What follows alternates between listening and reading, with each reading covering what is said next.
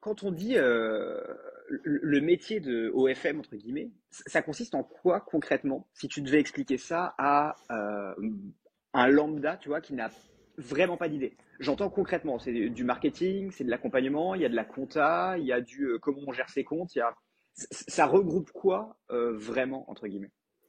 Bah déjà, pour ceux qui ne savent pas, OFM, c'est pour OnlyFans Management. Donc, il y a ce constat-là que j'avais fait il y a 2 ans, c'est-à-dire qu'il y a plein de modèles, donc de femmes qui se lancent sur cette plateforme-là, que ce soit Mime, OnlyFans, Fansly, enfin toutes les autres, et qui ont peut-être une audience, qui n'en ont parfois pas.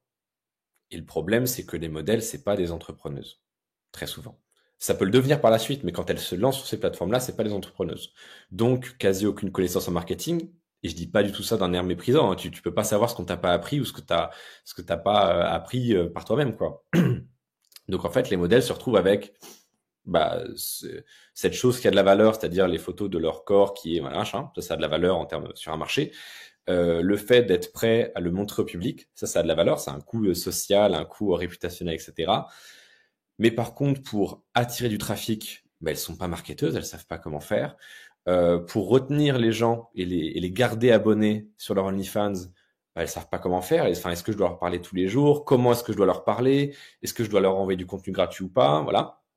Et en fait, il faut savoir que 80% du chiffre d'affaires d'un compte OnlyFans, ça se passe dans la plateforme. C'est-à-dire que c'est pas les abonnements. Les abonnements, c'est le produit d'appel, quoi.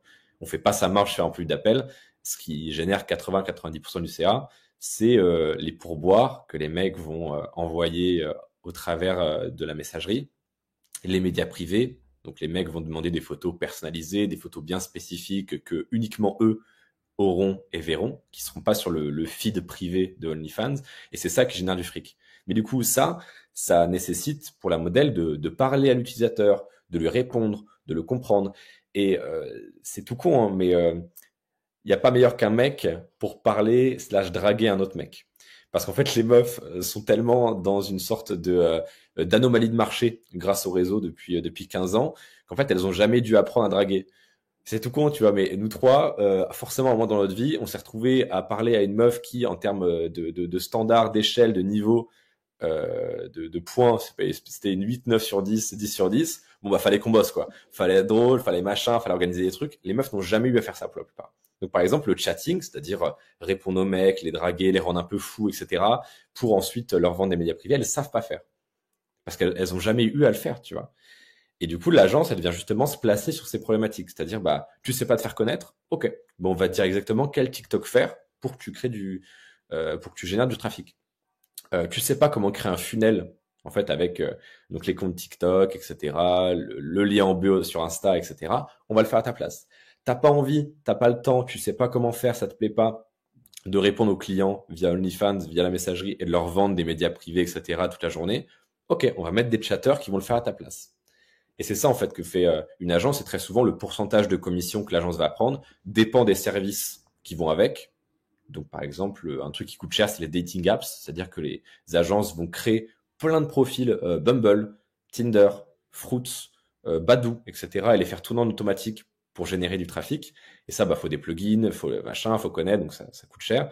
Et en fait, plus il y a de services déployés et plus le rapport de force, entre guillemets, même si j'aime pas ce terme, est déséquilibré, plus la commission de l'agence va être forte. Donc, par exemple, une Astrid Nelsia, elle va pouvoir négocier un 20-30% que prendra l'agence parce qu'en fait, elle est déjà installée, elle est déjà connue, etc.